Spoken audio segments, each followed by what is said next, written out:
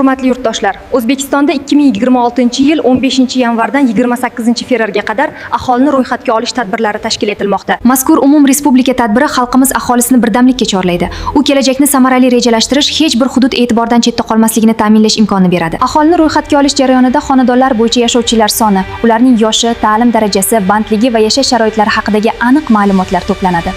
Shu bilan birga qishloq xo'jaligini ro'yxatga olish jarayoni, yer maydonlaridan foydalanish, ekin turlari, chorva soni hamda fermer xo'jaliklari faoliyati bo'yicha muhim ma'lumotlarni qamrab oladi.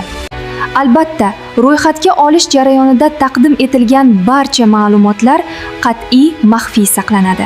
Shaxsiy ma'lumotlar qonun bilan himoyalangan bo'lib, faqat umumlashtirilgan statistik va rejalashtirish maqsadlarida foydalaniladi. Hurmatli fuqarolar, sizning ishtirokingiz nihoyatda muhim.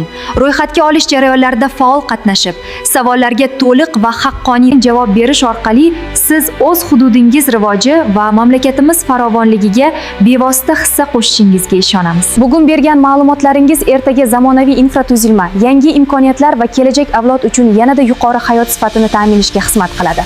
2026-yilga aholini va qishloq xo'jaligini ro'yxatga olishda faol ishtirok eting. Biz O'zbekistonda yashayotgan barcha fuqarolarni birdamlikka va faollikka chorlab qolamiz. Kelajagimizni birgalikda barpo etamiz.